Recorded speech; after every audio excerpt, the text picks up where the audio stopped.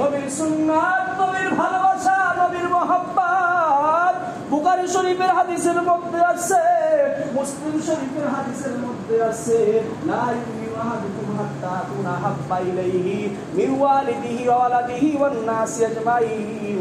লা ইউমিনু, তুমি মুমিন হতে পারবে না, তুমি ঈমানদার হতে পারবে না, নবী ঘোষণা দেন তুমি ঈমানদার হতে পারবে না যতক্ষণ পর্যন্ত দুনিয়ার সব কিছু থেকে নবীর ভালোবাসা তোমার মধ্যে বেশি না আসবে। অর্থাৎ আমার স্ত্রীর থেকে নবীকে বেশি ভালোবাসতে হবে, আমার বাপ থেকে নবীকে বেশি ভালোবাসতে হবে, এমনকি আমার মা থেকে নবীকে বেশি ভালোবাসতে হবে। শুধু তাই বলে নিজের জীবন থেকেও নবীকে বেশি ভালোবাসতে হবে। যখন কোন মানুষ মা আমেনার গর্ভে আসার পরে যে অবস্থা সৃষ্টি হয়েছিল, নবী জন্মের সময় যে অবস্থা হয়েছিল, নবী জন্মের পরে যে সমস্ত অবস্থাগুলো হয়েছিল পালন করতে হলে আমাদের আপনাদের হুবহু ওগুলো করতে হবে। পালন করা মানে নবীর জন্মের সময় যা হয়েছিল আমাদের সেগুলো করা, আর নবীর জন্মের সময় যেগুলো হয়েছিল স্বাভাবিকভাবে এগুলো আমাদের মায়েদের বলেন বা সন্তানদের বলেন, জন্মের সময় কিন্তু এগুলো কি হয়, কথা বলেন হয়।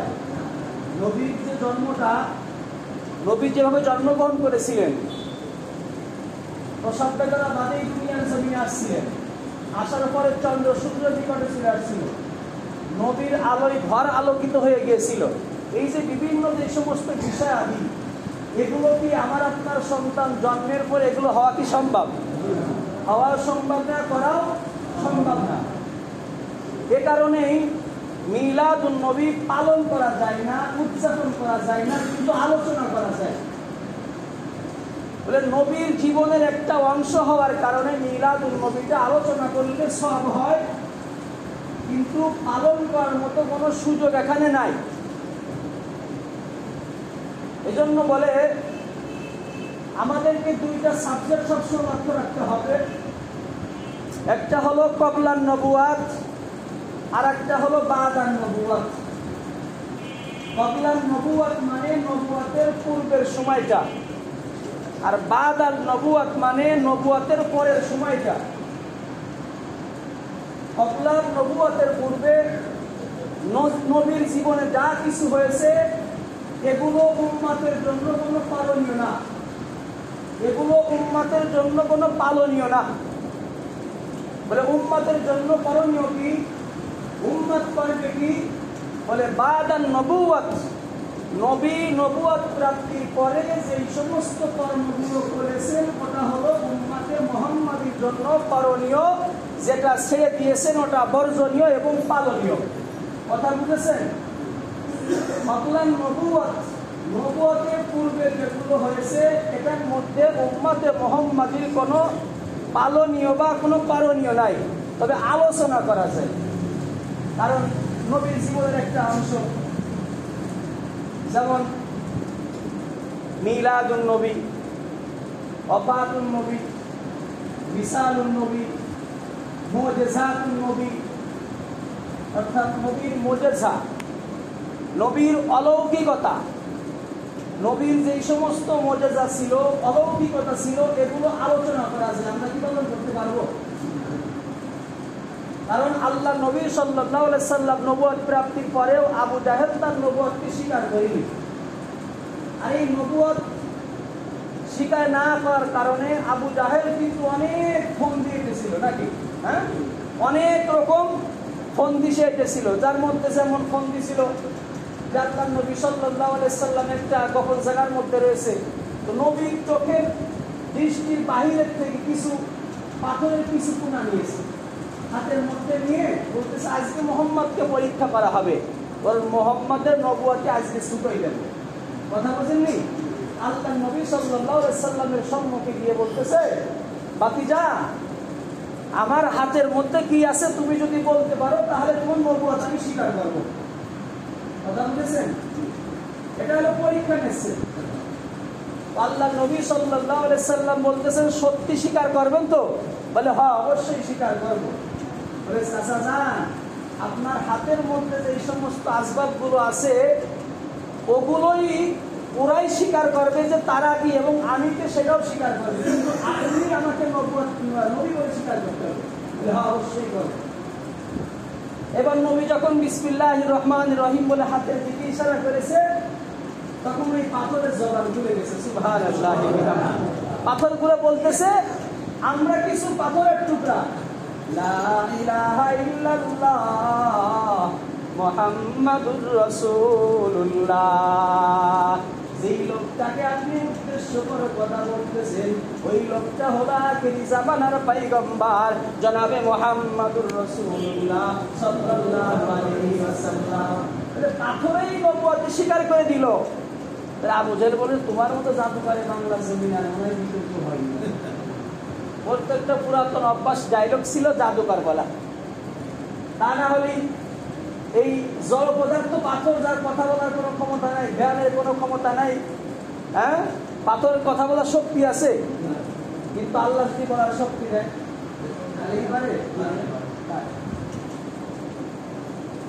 এরপরে আরো অনেক কিছু পরীক্ষার সম্মুখীন উনি হয়েছে, এটা আমরা সকলেই জানি। যেমন আসমান দ্বিখণ্ডিত করা। আবু জাহেল চিন্তা করলো, জাদুকারদের জাদুগিরি আসমানে চলে না, জমিনেই চলে, অত দূরে মেলা দূরত্ব তো ওখানে চলে না। তখন বললো, তুমি যদি আসমান দ্বিখণ্ডিত করতে পারো তাহলে কি আমি তোমার নবুয়তি। আল্লাহ নবী সাল্লাল্লাহু আলাইহি সাল্লাম যখন আসমানের দিকে শাহাদাত আঙ্গুলের ইশারা করলেন, তখন আসমানটা ভেঙে দুইটা টুকরা হয়ে গেল। সুবহানাল্লাহ। তখন আবু জাহেল বললো, তুমি তো জাদুকার, এমন জাদুকার, জমিনেও জাদু চালাও, আসমানেও জাদু চালাও, আমাদেরকে তুমি নজরবন্দি করেছো। কি করেছো? নজরবন্দি করেন না? তার মানে আমাদের দেশের মধ্যে যারা সার্কাসের সিনেমা দেখায়, বিভিন্ন রিক্সারিত বাজারে আসে ওষুধ বিক্রি করে, দেখবেন গলা কেটে আলাদা হয়ে ফেলেছে। হ্যাঁ, একজন লোকের ডাইরেক্ট গলা কেটে কি করছে, ওখানে মাথা রাখে, এখানে ধর রাখে, তার শরীর বডি রাখে, দেহ রাখে, এরকম হয় না? কিছুক্ষণের মধ্যে আবার কি করে দেয়, এক জায়গা করে দেয়। ওই যে বলে, এই যে যেগুলো দেখাচ্ছে এগুলো চোখের মধ্যে নজরবন্দি করে, অর্থাৎ চোখের মধ্যে জাদু করে, সে মানুষটাকে দুই টুকরা দেখে। বলে, তুমি আমাদের চোখের মধ্যে জাদু করেছো, এই জন্য আমরা আসমানকে দুই টুকরা দেখতেছি। তো বলে, যেই জায়গার লোক নজরবন্দিটা যেখানে করা হয় ওখানেই খাটে, এর দূরে আর নজরবন্দি খাটে না। তবে দেশের বাইরে যারা আছে, ওরা দেশ থেকে আসার পরে বলে যে, হ্যাঁ আসলে আমরা ওই দিন চাঁদকে দ্বিখণ্ডিত দেখেছি, তাহলে তোমার বাড়ি ইমান আনবো, তোমাকে নয় বলে কি করবো, স্বীকার পারবো। বাইরের দেশের থেকে যারা ব্যবসা বাণিজ্য করে আসছে, সিরিয়ার থেকে আসছে, অন্যান্য দেশের থেকে আসছে, বলছে তোমরা কি অমুক দিন অমুক টাইমকে চাঁদকে তোমরা দ্বিখণ্ডিত দেখেছিলে? তখন বলে, হ্যাঁ অবশ্যই আমরা ওই টাইমে চাঁদকে দ্বিখণ্ডিত করে দিয়েছিলাম। বলে, তোমার জাদুটির মধ্যে এত ক্ষমতা রয়েছে যে তুমি তো এলাকার মধ্যে তোমার দাপট চলেই চলে, দেশের বাহিরে ক্ষমতা। তার মানে কপাল পোড়া, ওই ইমান আনবে না, কালিমা গ্রহণ করবে না। যাই হোক, এগুলো নবীর মুজিজা, অলৌকিকতা, এগুলো কি আমাদের দ্বারা সম্ভব? বলেন না কেন, কথা বলেন না কেন, এগুলো কি আমাদের দ্বারা সম্ভব? যদি সম্ভব হয় তাহলে করে দেখায়। আল্লাহ নবী সাল্লাল্লাহু আলাইহি সাল্লামের শাহাদাত আঙ্গুল দিয়ে দুধ বাইরে হয়েছে। আল্লাহ নবী সাল্লাল্লাহু আলাইহি সাল্লাম পথ দিয়ে হাঁটলে একেবারেই ফাঁকা জায়গা, এইরকম ফাঁকা জায়গা, নবী সাল্লাল্লাহু আলাইহি সাল্লাম হঠাৎ করে মাঝখানে হাত দিয়ে পথ দিয়ে, এটা নবীর মুজিজা। এটা আমাদের জন্য কি সম্ভব? না, কোনোদিনই সম্ভব না। বলে, এটা আলোচনা করলে, নবীর জীবনের একটা অংশ, এটা আলোচনা করলে কি পাওয়া যায়? সব পাওয়া যায়। বলে, আমাদের জন্য করণীয় হলো বাদ আর নবুয়ত, নবুয়তের পরে নবী কি করেছেন, যেটাকে আমাদের দেশের মধ্যে বলা হয় সিরাতুন নবী, মানে নবীর সিরাত। সিরাত শব্দের অর্থ হলো জীবনী, সিরাত শব্দের অর্থ হলো অবস্থা, সিরাত শব্দের অর্থ হলো নবীজির সমস্ত 23 বছরের বাদ আর নবুয়তের 23 বছরের সময়টা কেটেছে, এই 23 বছরের প্রত্যেকটা সময়কে উম্মতে মুহাম্মদ ফলো করে চলার নাম হলো সিরাতুন নবী সাল্লাল্লাহু আলাইহি ওয়াসাল্লাম। তার মানে নবী যেমন বলছে এমন কথা বলা, নবী যেমন চলছে এমন চলা, নবী যেমন নামাজ পড়ছে অমনি নামাজ পড়া, নবী যেমন খানা খাইছে অমনি খানা খাওয়া, নবী যেমন লেনদেন করছে অমনি লেনদেন করা, নবী যেমন জাকাত দিছে ওইভাবে জাকাত প্রদান করা, নবী যেমন হজ করেছে তেমনি হজ করা। এক কথাই বাদান নবুয়াত, নবুয়াতের পরে নবী যেই জিনিসগুলো রেখে গিয়েছেন সেটাকে বলা হয় সুন্নাত। আর এই সুন্নাত অনুপাতে জীবন চালানো, এটা হলো সিরাতুন নবী। আর যে মানুষটা উম্মতে মুহাম্মাদের মধ্যে সিরাতুন নবীকে ফলো করে চলবে, ওই মানুষটা দুনিয়ার জমিন থেকে বিদায়ের সাথে সাথে আল্লাহর জান্নাতে প্রবেশ করবে। সুবহানাল্লাহ। জীবন থেকে নবীকে ভালোবাসবে, ওই মানুষটা পরিপূর্ণ ইমানদার হবে। আর যদি আমার নবীকে আমি আপনি জীবন থেকে বেশি ভালোবাসি, নবীর সুন্নাত পালন করা আমার জন্য আপনার জন্য অতি সহজ হবে। আর যতদিন পর্যন্ত নবীকে আমার জীবন থেকে ভালোবাসবো না, যতক্ষণ পর্যন্ত নবীকে আমার সংসারের থেকে ভালোবাসবো না, যতক্ষণ পর্যন্ত নবীকে আমার পাতামিটা থেকে ভালোবাসবো না, ততক্ষণ পর্যন্ত আমি আপনি নবীর সুন্নাত পালন করা সম্ভব হবে না। যেমন সাহাবী তালহা, আল্লাহর নবী সাল্লাল্লাহু আলাইহি ওয়াসাল্লাম মসজিদে নববীতে বসা, আল্লাহর নবী সাল্লাল্লাহু আলাইহি ওয়াসাল্লামের নিকট গিয়া সাহাবী তালহা নবীর শরীরের কাছে গিয়ে পিঠের মধ্যে চুমা দেয়, মোহরে নবুয়তের মধ্যে চুমা লাগায়, এই ঠোঁটের মধ্যে চুমা লাগায়, এই কপালের মধ্যে চুমা লাগায়, আর বলে উহিব্বুকা ইয়া রাসূলুল্লাহ, উহিব্বুকা ইয়া রাসূলুল্লাহ, উহিব্বুকা ইয়া রাসূলুল্লাহ। নবী ওহে আমি আপনাকে মহব্বত করি, নবী ওহে আমি আপনাকে ভালোবাসি, নবী ওহে আমি আপনাকে ভালোবাসি। নবী বলে তালহা তুমি যাকে ভালোবাসো প্রমাণ দাও। বলে কিসের প্রমাণ আপনি চান? আল্লাহর নবী কই তালহা তুমি যদি আমাকে ভালোবাসিয়ে থাকো তাহলে এখন তোমার মায়ের কলিজাটা ছিঁড়িয়া নাও। আল্লাহর নবী সাল্লাল্লাহু আলাইহি ওয়াসাল্লামের সাহাবী আল্লাহু আকবার, খাপ থেকে তলোয়ার বাইর করে ফেলেছে, এবার মায়ের কলিজার জন্য দৌড় দেয়। ওরে বাংলার মুসলমান, নবীর সাহাবী যখন দৌড়াইয়া যায়, পিছন থেকে নবী ডাক দেয় তালহা দাঁড়াও, তালহা দাঁড়াও, তালহা দাঁড়াও, আমাকে তুমি এত ভালোবাসো, এত মহব্বত করো, আমি বুঝে ফেলেছি তোমার মায়ের থেকেও তুমি আমাকে বেশি ভালোবাসো, অতএব তুমি তোমার মায়ের কলিজা আনতে বন্ধ করবে না। আল্লাহু আকবার। তালহা তুমি আমাকে তোমার মায়ের থেকে এমনকি তোমার জীবন থেকে বেশি ভালোবাসো।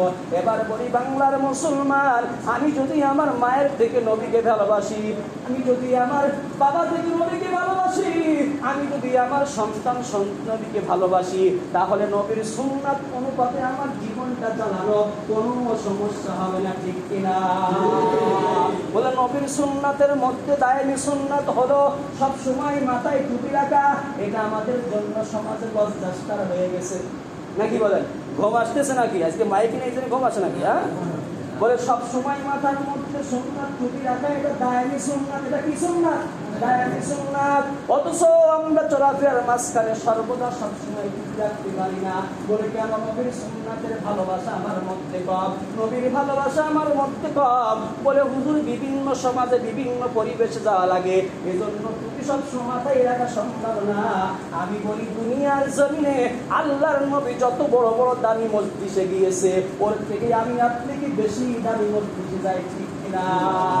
কারণ নবীর মতো নেতা দুনিয়ার জমিনে দ্বিতীয় আর কেউ, বলে দ্বিতীয় আর কেউ নাই। নবীর মতো প্রধানমন্ত্রী দুনিয়ার জমিনে দ্বিতীয় আর কেউ নাই। নবীর মতো যুবক দুনিয়ার জমিনে দ্বিতীয় আর কেউ নাই। নবীর মতো গার্জিয়ান দুনিয়ার জমিনে আর কেউ নাই। যেখানে আপনি নবীকে ঠিক করবেন না কেন, ওইখানেই নবী এক নম্বরে, এক নম্বরে, এক নম্বরে। সুবহানাল্লাহ। যদি সব সময় মাথায় টুপি রাখতে পারে, আমি আপনি কেন রাখতে পারবো না? বলে নবীর মহব্বত, নবীর ভালোবাসা আবার আপনার অন্তরের মধ্যে কম। ওরে বাংলার মুসলমান, শুধু পিতায় বুখারী শরীফের হাদিসের মধ্যে আছে আল্লাহর নবী সাল্লাল্লাহু আলাইহি ওয়াসাল্লাম কয় আল্লাহু আকবার, মস্কে খাটো করা এটা হলো নবীর সুন্নাত, আর দাড়িকে লম্বা করা এটা হলো নবীর সুন্নাত। আর আমার বাংলার মুসলমান উল্টা চলে, মস্কে লম্বা করে দাড়িগুলোকে শেষে ফেলে, ঠিক কিনা? এটা হলো আমাদের উল্টা সুন্নাত করি, যেটা ছিল সুন্নাত মস্কে খাটো করা আর দাড়িকে লম্বা করা, এটা হলো নবীর সুন্নাত। এবার আমি আপনি দাড়িকে ফেললাম শেষে, মস্কে করলাম, খাটো করলাম না লম্বা করলাম, এবার আপনি কোন সুন্নাত পালন করেন বলেন?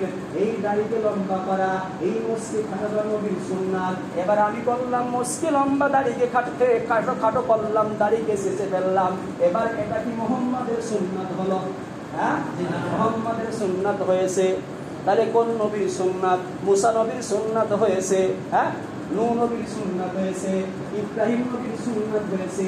যত লক্ষাধিক নবী দুনিয়ার জমিন থেকে বিদায় হয়ে গেছে, একজন মাত্র নবীর প্রমাণ দেন, একজন মাত্র নবীর প্রমাণ দেন, সেই নবী দুনিয়ার জমিনে আসার পরে যখন মুখের মধ্যে দাড়ি গজাইছে, আল্লাহর নবীরা, আল্লাহর রাসূলরা দুনিয়ার জমিন থেকে দাড়ি কামাইছে, একটা মাত্র নবীর প্রমাণ দেন, আগামীকালকে দাড়িগুলো আমি শেষে ফেলবো।